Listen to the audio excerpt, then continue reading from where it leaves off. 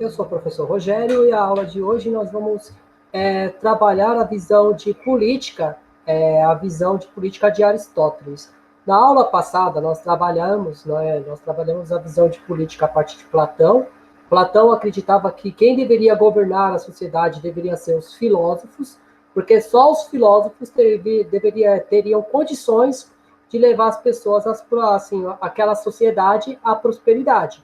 Lembrando que nós estamos falando da Grécia. Então, a Grécia, segundo o Platão, então, os filósofos seriam aqueles que iriam levar a razão contra a superstição dos sofistas, que eram os governantes que trabalhavam, que governavam a sociedade até então. Partindo dessa visão aí, nós vamos trabalhar quem foi e o que o Aristóteles ele acreditava ser, o que ele pregava como uma sociedade realmente democrática. Então, a política de Aristóteles. Então, vamos começar aqui a trabalhar essa visão de Aristóteles, a vida virtuosa na sociedade política. Então, o Aristóteles ele vai modificar essa visão de política que o Platão ele colocava para nós ali naquele primeiro momento. Então, o Aristóteles, a vida, ela tinha uma discussão a partir da virtuosidade da pessoa. Então, não adiantava nada ter todos os conhecimentos do mundo se você não fosse uma pessoa virtuosa. Então, uma das questões de Aristóteles aí, que nós devemos levar em consideração, é que o Aristóteles ele era um estrangeiro em Atenas. Tanto é que todo estrangeiro em Atenas, ele ganhava o nome de meteco. Então, as condições, ou era limitado a sua participação política, fato que o leva a se dedicar ao debate e à forma de como era essa visão de seu mestre, ele apontava, então ele apontava para o alto, para o mundo ideal. Então, para o Aristóteles, ele era um opositor a essa visão. Tanto é que nós temos aí na imagem o Platão apontando para o alto, e essa mão aqui do lado é a mão de Aristóteles dizendo na essência, a questão de que o homem ele desenvolve a política a partir da sua essência trabalhada a partir da virtude.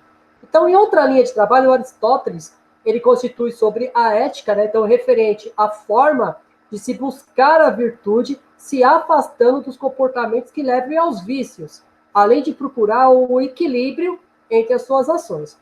Então, quando a gente fala em ética a partir de Aristóteles, o Aristóteles ele vai trabalhar essa visão de ética como se fosse uma pessoa virtuosa que ela não trabalhava os seus extremos. Então, uma pessoa ela não era extremada nem para o lado positivo, nem para o lado negativo. Ela era uma pessoa que tinha uma certa continuidade dentro dos seus comportamentos. O Aristóteles ele foi um pensador tão importante para o seu período que ele foi o mestre do famoso conquistador Alexandre o Grande. Então, o fato que marca a sua teoria política como governante e poderia ser efetivamente bom para a sua população.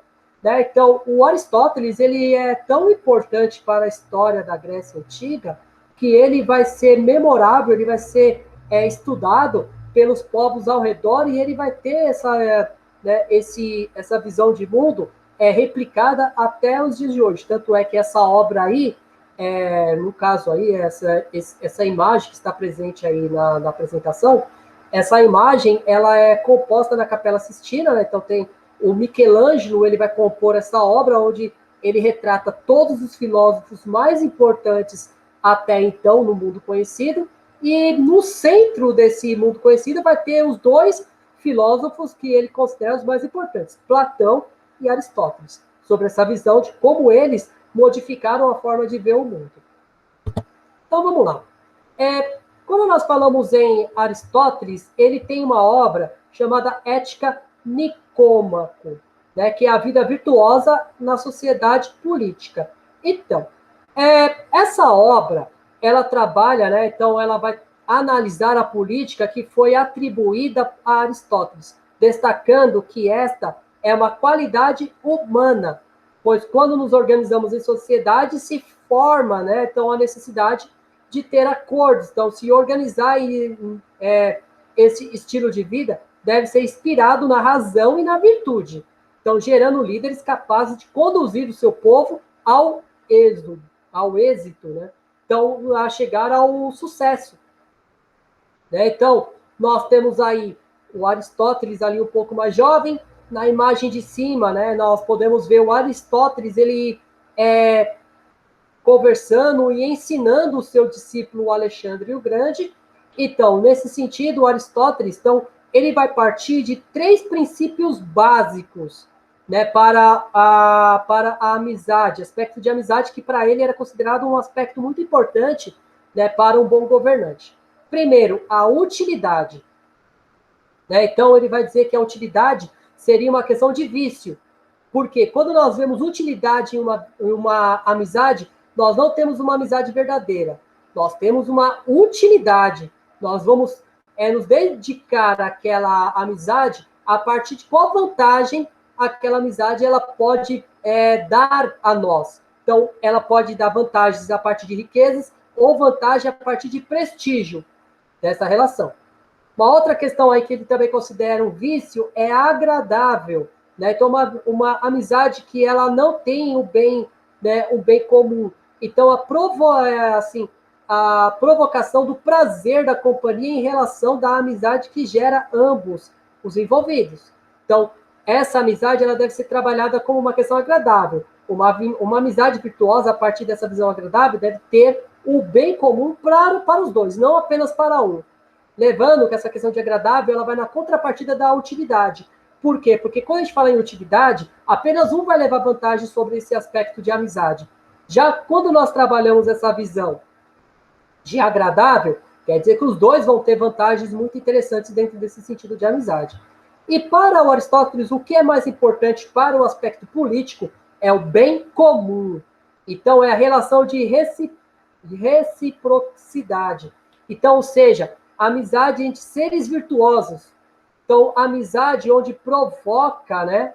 Então, onde todos serão atendidos da melhor forma possível, né? Então, provocando felicidade a todos, e não apenas a um, né? Então, porque quando a gente fala em amizade a partir dessa visão de utilidade, então aquela pessoa que ela vai ter interesse dentro dessa amizade, ela vai levar vantagem. Então, ela vai ter uma vantagem muito maior do que aquela pessoa que está ali se entregando verdadeiramente. Né? Então, ele vai dizer que o bem comum é isso, é quando todos têm, seja provocado a felicidade plena. Né? Assim, e o Aristóteles, em suma, ele acredita que as duas primeiras não propiciam a felicidade, né? Porque naquilo que a gente estava discutindo. Então, a utilidade, ela interessa a um e não a dois. O agradável também, porque é agradável para mim e para o outro. Será que também é agradável a presença? O convívio é tão agradável? Então, ele busca o interesse próprio e não o interesse coletivo. O interesse que vai ser bom para ambos e não apenas para um. Né? Então, Aristóteles, ele dá essa base da ética nicômaco, né, a partir dessa visão onde o importante é buscar o bem comum. Então, e como nós devemos trabalhar essa política deve causar felicidade? Então, para o Aristóteles, o governo deve garantir, né, e ser compreendido como a felicidade do corpo cívico. Então, quando eu falo em corpo cívico, é todo cidadão. Então, todo cidadão deve estar feliz, e não apenas os mais prestigiados. Então, a felicidade ela é uma meta, né, ao homem, mas que muitas vezes são confundidas com prazeres do corpo, individualmente. Então, assim, lançando a felicidade, né, a finalidade da felicidade, a riqueza, ao prestígio social. Então, é aquela questão de hoje que nós discutimos muito na questão das redes sociais. Então, as redes sociais, elas transmitem essa falsa sensação de felicidade. Né? Então, a gente vive postando fotos, sorrindo com locais onde nós estamos ali apenas para nos mostrarmos, para ostentarmos algo que realmente nós não somos, mostrar riqueza e prestígio. Mas nós esquecemos de apreciar a felicidade verdadeira. A felicidade verdadeira está no convívio das pessoas e não apenas na questão de mostrar aquilo que você tem, mas sim reforçar aquilo que você é e aquilo que você pode colaborar para a felicidade coletiva e não para a felicidade apenas individual de um grupo ou de uma pessoa. Então, Uma outra questão aqui, que a verdadeira felicidade deve ser o bem-estar da sociedade. Para que isso, o governante deve exercer a política justa.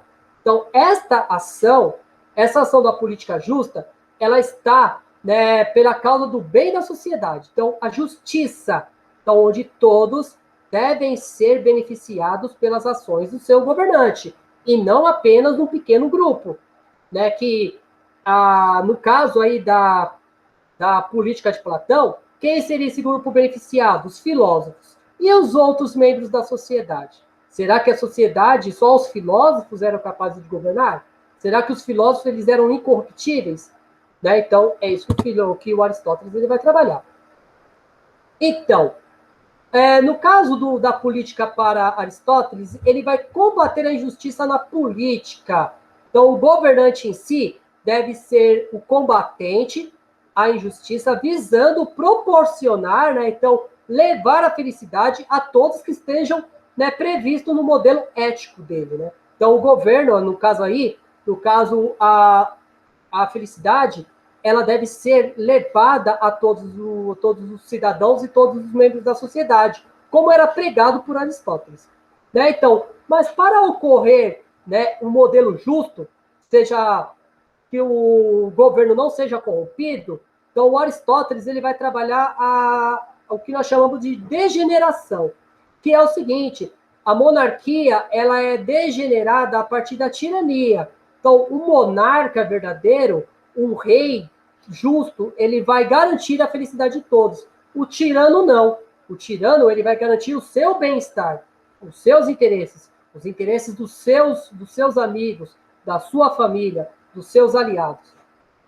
Então, a monarquia, ela trabalha o bem do povo, né? Então, o bem do povo e não do individual. No caso aí, que ele vai trabalhar também uma questão da democracia, né? Então, a oligarquia, que é o governo de poucos, né? Ele vai, de uma certa forma, as oligarquias, ela vai trabalhar, né, a partir dos seus interesses. Nós vemos muito isso na história, né? Então, as oligarquias, aqueles grupos que controlam uma produção de riqueza, ou os proprietários de terra, ou aqueles que controlam a riqueza de um determinado país, ele vai governar a partir dos seus próprios interesses. E isso vai ser o governo de poucos. Né? Aquilo que ele vai trabalhar esse governo de poucos é aquilo que ele chama de república. Né? República é diferente de democracia. Então, a república, segundo o que o Aristóteles vai pregar aí, a república é o governo dos oligarcas. Então, daqueles grupos que vão ter os direitos políticos, né, garantidos pela sua riqueza, e não apenas a partir, né, da sua ética e do seu comprometimento para o bem comum. Então, dentro dessa visão de política, então ele vai trabalhar que quando nós trabalhamos essa visão de oligarquia, nós somos governados por demagogos. Então, aqueles que vão trabalhar, que não vão trabalhar para o bem comum, mas sim ao bem dessas oligarquias, desse grupo que vai manter no poder. Então, só para a gente concluir aqui. Então, para Platão e para Aristóteles, suas convergências, então aquilo que é comum, está ligado à moral, aos seres humanos, à prática da política justa, trabalhando para garantir a harmonia do bem-estar social. Porque para o Platão, a política, então o governo dos filósofos, ele é importante, por quê? Porque os filósofos vão usar a razão para governar com justiça. Já para o Aristóteles, quando nós falamos em democracia a partir da ética, o governante ético, né, ele vai usar essa ética para ter aspectos positivos dentro, né, dessa sociedade justa. Então, os dois têm momentos que eles se separam, que eles são divergentes, mas tem momento de convergência. Essa convergência tem a ver com o quê? Com a questão de sempre buscar a felicidade, né, a felicidade em comum entre todos. Então, a aula de hoje estava focada sobre essa questão da política de Aristóteles, né? Então é importante nós frisarmos isso. E quando nós trabalhamos a política, nós vamos ver na próxima aula como é que será a política a partir de Maquiavel. Então, o que o Maquiavel vai destoar desses dois pensadores aí importantes. Tudo bem? Então, agradeço pela atenção vamos continuar estudando essa visão de política, porque se nós temos que trabalhar a política para nós podermos, né, viver em sociedade, então o ser humano como político por natureza, como já prega o Aristóteles. Então, eu agradeço a todos a atenção. Dúvidas, estou à disposição para sanar todas as dúvidas que venham a ocorrer, e até a próxima. Muito obrigado.